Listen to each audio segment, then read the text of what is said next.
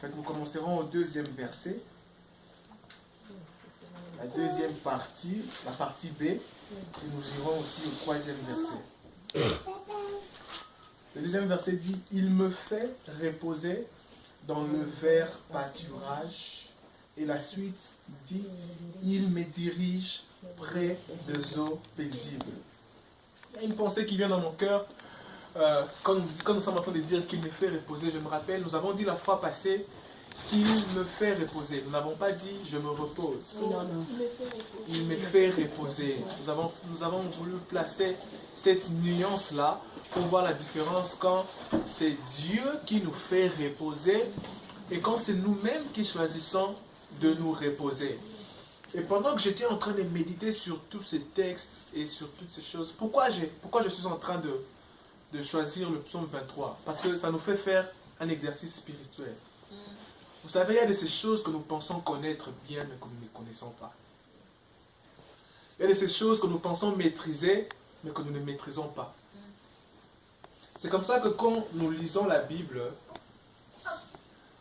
quand nous faisons l'étude biblique, il faudrait et chercher à oublier ce que nous connaissons. Qu'est-ce que je veux dire? Il faudrait un peu laver la mémoire. Quand on étudie la Bible, il faudrait un peu oublier toutes les prédications que nous avons déjà écoutées. Ne pas apporter de l'influence externe, mais puiser vraiment dans la parole de Dieu. Dire, Seigneur, le psaume 23, je le connais par cœur. Je peux le réciter même après un profond sommeil. Mais quel est le fond, non pas la forme, les fonds de ces messages? C'est ce que nous sommes en train de faire. Puiser, les décortiquer, les gens qui font la pastorale appellent ça l'exégèse. C'est-à-dire rentrer dans le temps, rentrer dans la pensée de l'auteur, voir pourquoi il parlait de ça, pourquoi il était en train de parler de cette histoire, c'était dans quel contexte, et le prendre, le ramener maintenant dans notre temps présent. Je vous donnerai un exemple. Vous connaissez l'histoire de la femme samaritaine, n'est-ce pas, dans la Bible, avec Jésus, Jean le chapitre 4. La fameuse histoire de l'adoration, les vrais adorateurs adoreront le Père en esprit et en vérité. Si vous rentrez dans l'histoire, c'est juste un exemple, vous comprendrez que la manière dont Jésus était en train d'approcher la femme samaritaine à l'époque était la façon dont les hommes demandaient la main de l'épouse. C'était la façon où les hommes voulaient dire, est-ce que tu veux m'épouser, est-ce que tu veux devenir ma femme? Je peux vous l'éprouver. Vous vous rappelez quand Abraham a envoyé son serviteur pour aller chercher la femme pour son fils Isaac. Et son serviteur priait, disait, c'est lui qui donnera de l'eau à boire à moi et à mes troupeaux. Je comprendrai que c'est lui-là et la femme que tu as envoyée à ton serviteur. Et Jésus venant devant la femme samaritaine disant, est-ce que tu peux me donner un peu d'eau? C'était la technique d'approche. C'est comme à Kinshasa, chez nous, les gens disent, sœur, il est quelle heure chez vous? Il n'a pas vraiment besoin de savoir il est quelle heure. Ça, c'est l'introduction. L'introduction, exactement, l'approche. Maintenant, quand on fait cette étude-là, on comprend que Jésus était en train de risquer son ministère. Voilà pourquoi quand les disciples sont venus, ont trouvé Jésus en train de vouloir demander de l'eau à la dame. Ils ont dit, ah, Jésus, ah non, on ne te connaît pas dans ces choses quand même. Jésus, non mais attends, on ne te connaît pas dans ces choses. Hein? Tu commences à demander de l'eau comme ça et comme ça. Donc Jésus était en train de risquer son ministère. Et si on veut aller en profondeur, on comprendra combien de choses Jésus a risqué à cause de l'amour qu'il a pour nous. Amen. You get it. Maintenant, dans le psaume 23, il y a aussi une exégèse. Il y a aussi une... les gens qui font l'étude biblique appellent ça l'exégèse et l'herméneutique. Ça veut dire expliquer ça de nos jours, maintenant, au temps présent. Prendre ce qui était dans le temps, les ramener maintenant au temps présent. Et David dit, tu me fais reposer dans le vert pâturage. Une autre image qui venait dans mon esprit pendant que j'ai médité, c'était celui du match, d'un match de football. Vous savez, il y a des joueurs qui sont très bons sur le terrain, mais que dans un match, le coach choisit de les faire asseoir. non pas parce qu'il est moindre, non pas parce que c'est un footeur, mais parce que le coach veut qu'il voie quelque chose. Ce genre de joueur s'appelle des jokers. Le joueur le met, il dit, voit l'erreur de l'équipe adverse. Le joueur le fait reposer. Le coach le fait reposer. Non pas parce qu'il est moindre, mais parce que le coach veut qu'il voie la faille de l'équipe adverse. Comme ça, quand il entrera, il sait, ah, celui-là, il est faible. Tous les ballons que j'aurai, je les mettrai dans la course, c'est fini, je le bats. Ou bien celui-ci est faible du côté gauche. Quand je vais du côté gauche, je le bats. You get it. Et David dit, l'Éternel me fait reposer. Il me fait reposer pour que je voie l'évolution du match. Et une fois que je serai en jeu, je saurai exactement que faire. Et suivez la suite. Il dit, il me fait reposer dans le vert pâturage et il me conduit dans les sentiers de la justice. C'est de cela que nous allons parler aujourd'hui. Il me conduit. Rappelez-vous, il ne dit pas que je me conduis. Il dit, il me conduit.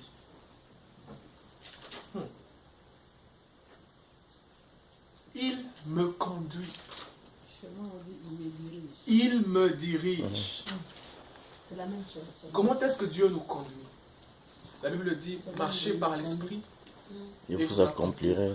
Vous n'accomplirez pas le désir de La chair. Donc Dieu nous conduit par l'esprit. Dieu ne nous conduit pas nécessairement par la vue, non pas nécessairement parce que nous avons écouté, non pas parce que nous avons déjà vécu, non pas nécessairement parce que nous avons déjà expérimenté. Il arrive de fois que les hommes font confiance à la conduite des hommes, mais ont du mal à accepter la conduite des dieux. Qu'est-ce que je veux dire par là? Vous payez un billet d'avion pour aller quelque part. Nous avons tous déjà voyagé ici, gloire au Seigneur. Et vous arrivez devant l'avion, vous êtes sûr que ce pilote vous conduira de là où vous êtes à la direction où vous allez. Si on vous pose la question, pourquoi êtes-vous si rassuré que ce pilote vous conduira au bon endroit et que au lieu d'aller en Chine, il ne vous amènera pas au Rwanda, par exemple? Non, mais il a étudié. Il a un diplôme pour ça. Je suis sûr que ce pilote me conduira au bon endroit. Je suis sûr que ce chauffeur me conduira au bon endroit. Nous avons tant confiance aux pilotes, aux chauffeurs, mais très souvent, nous n'avons pas confiance à la conduite de Dieu.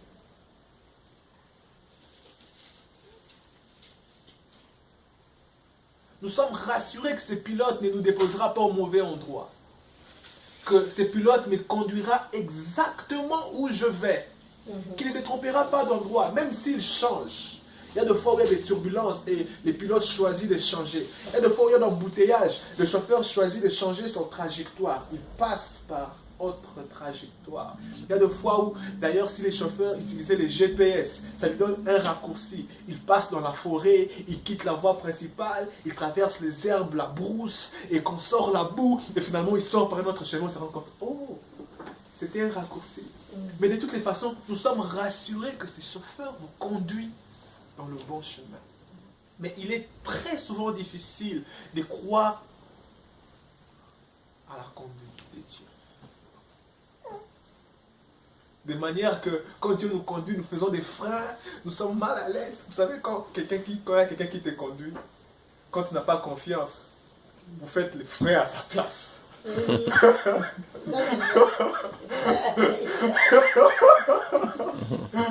Surtout si vous savez que c'est un apprenti.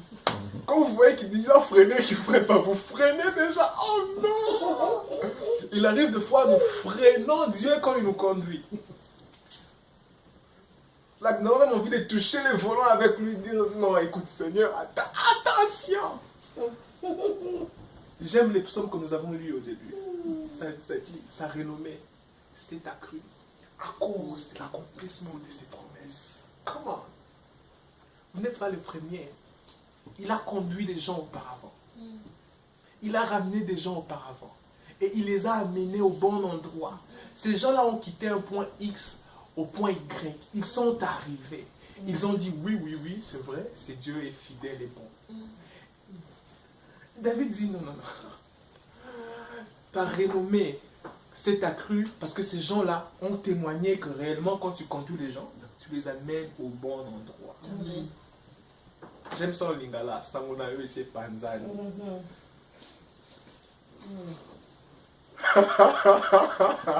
Comment? Il nous conduit au bon endroit. Vous savez, des fois, qu'est-ce qui nous dérange? C'est que aujourd'hui, je vais juste parler cœur à cœur. Je vais vraiment parler cœur à cœur. Ce qui dérange le peuple de Dieu, c'est que deux fois, nous sommes conduits par la peur. Nous sommes conduits par l'inquiétude. Nous sommes conduits par la chair, qui n'est toujours pas péché. La chair peut être quoi? La chair peut être la convoitise. La chair peut être parce que l'autre l'a fait, moi aussi je veux le faire. La chair peut être la jalousie. La chair peut être l'impression. Il faut pas sentir. Est-ce que Dieu te demande de le faire? Il ne faut pas sentir veut dire ils vont me sentir. Est-ce que Dieu vous conduit dans cette direction-là? Voyez-vous. Est-ce que Dieu vous demande de faire ces pas-là? Par exemple, il y a des gens qui, aussitôt ils ont un peu d'argent, ils veulent voyager, aller à Hawaii, à Alabama, se mettre sous les palmiers, dépenser l'argent. Juste pourquoi? Parce que le voisin aussi en a fait pour mettre les photos sur Facebook. Nous étions quand même à Alabama, nous étions à Hawaï. C'est pas mauvais. Mais êtes-vous conduit par le Saint-Esprit? Parce que aupaprès, vous commencerez peut-être à vouloir vous inquiéter, à commencer à avoir d'autres problèmes d'argent, à avoir des problèmes de finances, à commencer à prier encore pour que le Seigneur ouvre les portes aux finances. Alors que le problème initial, c'était que nous n'avions pas été conduits par le Saint-Esprit. Et des fois, nous sommes conduits par la logique. Or que Dieu n'est toujours pas logique.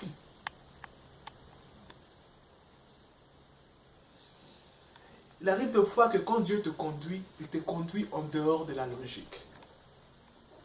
Je l'ai dit plus tôt en donnant un exemple que il arrive des fois où le chauffeur quitte la voie normale et qu'il entre dans la brousse. Je vous donnerai un exemple biblique très pratique. Dieu dit à Abraham, quitte la maison de ton père pour aller vers le pays où je te montrerai. Et Abraham se réveille le matin et dit à sa famille, levez-vous, nous allons. Papa, nous allons où? I don't know. Mais nous allons. Dieu a dit que nous devions quitter. Laissez-moi peindre l'image dans le temps. Dans le temps, il était avantageux d'habiter ensemble. Pourquoi? Parce que c'était logique. C'était logique d'habiter ensemble. À Houston, j'ai un ami qui est du Pakistan. Elle me racontait que les familles habitent ensemble.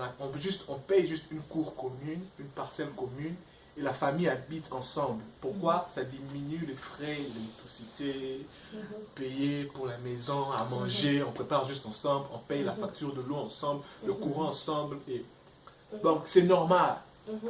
Ce n'est pas comme chez nous, c'est un gaillard zéro, non. Chez nous, c'est tu te maries, tu prends ta femme et tes enfants, vous ramenez chez vous. C'est normal, c'est la culture, c'est la logique. Et après, on pouvait se dire, ben, moi j'économise aussi, ça m'arrange. Mais Dieu lui sort de la logique de ces temps-là. Dieu lui sort de la logique de sa contrée. Dieu lui sort de la logique de sa communauté. Dieu lui dit, je te conduirai différemment. Dieu lui dit, Abraham, sors. Abraham sort. Il y a un autre exemple qui me vient à l'esprit. C'est celui de Moïse. Moïse, berger, en train de paître les brebis de son beau-père, Jéthro. Nous sommes dans Exode 3, si vous voulez marquer. Il arrive quelque part, il voit un buisson ardent. D'ailleurs, les commentateurs disent que ce n'était pas un effet spirituel. Pourquoi? Parce que dans le désert, il arrive des fois, Même en Ukraine, vous avez vécu ça. Il arrive une fois où il fait tellement chaud que les arbres sèchent et prennent feu. Ce n'était pas la première fois que Moïse ait vu un arbre en feu. You get it. So Moïse passait, il voyait un buisson ardent. Mais ce qu'il a dépassé, c'est que ce buisson brûlait, mais les branches ne brûlaient pas. Ça attire son attention. Il dit, oh, j'ai vu des choses du genre, c'est passé auparavant, mais ça c'est un peu bizarre. Pendant qu'il s'approchait, alors Dieu lui parle. Il commence à avoir sa conversation avec Dieu, et Dieu lui dit, t'approche pas ici, car ce lieu est un lieu saint, et nous sommes maintenant dans le chapitre 4. Et là, Dieu lui demande d'aller délivrer le peuple d'Israël où ils étaient encore en captivité en Égypte. Moïse dit, comment je ferai? Et Dieu lui dit, qu'est-ce que tu as entre tes mains? Now watch this. Il dit, j'ai un bâton. Dieu lui dit, jette-le. Moïse jette son bâton et son bâton se transforme en serpent. La Bible déclare que Moïse eut peur. Il fouillait son serpent, il fouillait son bâton. Et écoutez, Moïse était berger. Moïse devrait avoir déjà rencontré les serpents auparavant. Moïse connaissait comment maîtriser les serpents. Moïse savait comment se défendre face aux serpents étant que berger. Et surtout, il sait que ce genre de serpent, celui-ci c'est un serpent venimeux, celui-ci agit de la sorte, celui-ci... Mais écoutez ce que Dieu dit à Moïse. Dieu dit à Moïse, touche ce serpent par la queue. Vous serez d'accord avec moi que ce serait la plus grande erreur de toucher un serpent par la queue. On va bien vous. Exactement. Mais Seigneur, qu'est-ce que tu me demandes de faire? Je suis berger. J'ai rencontré des serpents auparavant. Je connais comment maîtriser un serpent. J'ai des expériences quand il s'agit des serpents. Est-ce que nous pouvons faire confiance à la conduite de Dieu? Quand Dieu te dit touche les serpents par la tête, Amine par la queue, non pas par la... Amine, quand Dieu dit, Dieu dit touche les serpents par la queue, non pas par la tête. Très souvent quand on veut maîtriser un serpent, on touche par la tête pour l'empêcher de se retourner, de mordre ou de lancer ses venins ou quoi que ce soit. Mais Dieu dit, touche-le par la queue. Il arrive des fois que Dieu nous demande de faire des choses qui paraissent comme des pires folies. Il arrive des fois que Dieu nous demande de prendre des décisions qui sont aux yeux des hommes comme des folies. Tout le monde dira, mais vraiment celui-là, il vient d'où? C'est un vrai fou. Il n'a pas posé la question. Qu'avant de venir ici, on fait ça. Il arrive deux fois. Quand Dieu te conduit, il peut te faire prendre des décisions qui auront l'air d'être une pire folie. Mais la chose, c'est de savoir, êtes-vous sûr que c'est Dieu qui vous conduit? C'est ça encore. C'est Dieu qui vous conduit? C'est votre convoitise qui vous conduit? C'est votre têtudesse qui vous conduit? C'est vos expériences du passé qui vous conduit? C'est votre orgueil qui vous conduit? Je pense que s'il s'agissait de Moïse lui-même, il toucherait ses serpents straight par la tête. Parce qu'il avait quand même une formation étant que berger. Mais Dieu le dit, touche ces serpents par la queue. Moïse touche les serpents par la queue. Il se rend compte que le serpent redevient bâton. Et Dieu le dit, c'est ce que tu feras. Moïse ne savait pas pourquoi ces serpents-là devaient être touchés par la queue et non par la tête. Jusqu'à ce que quand il est allé voir Pharaon, c'est ce jour-là que Moïse a reçu la réponse. Pourquoi il ne fallait pas toucher les serpents par la tête? La Bible déclare quand Moïse arrive devant le Pharaon, il dit, le Seigneur m'a envoyé. Le Seigneur m'a dit de te demander de libérer les peuples pour que nous allions adorer notre Dieu dans le désert. Il dit, mais comment est-ce que je croyais que c'est ton Dieu qui t'a envoyé? Moïse dit, attends, je te prouverai que c'est mon Dieu qui m'a envoyé. Moïse prend son bâton, il laisse. Et son bâton se transforme en serpent. Oh, Pharaon se met à rire et dit, c'est tout ce que ton Dieu peut faire.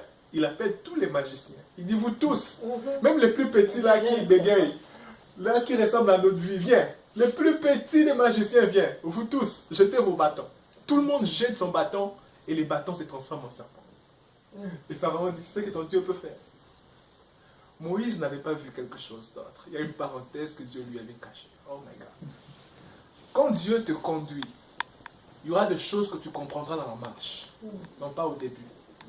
Il y aura des choses qui se clarifieront pendant que vous avancez. Ça s'appelle la marche de la foi. La conduite de la foi. Il y a des choses dont Dieu vous dit aujourd'hui. Vous n'avez aucune idée de comment cela prendra forme. Vous n'avez aucune idée d'à quoi ressemblera l'enveloppe. Vous n'avez aucune idée comment est-ce que ça arrivera. Mais la foi vous fait accepter qu'il me l'a dit, ça s'accomplira. Amen. Moïse jette son bâton qui devient un serpent devant ses propres yeux. Il voit son bâton commencer à avaler autre bâton. Autre bâton. Et je pense Moïse faire semblant, c'est comme s'il connaissait que son bâton pouvait avaler autre bâton. Et regardez, son bâton avalait autre bâton, son bâton avalait autre bâton, son bâton avalait autre bâton. Une fois que le bâton de Moïse finit d'avaler tous les bâtons, Moïse savait que faire. Il touche son bâton, son serpent par la queue. Et le serpent redevient bâton.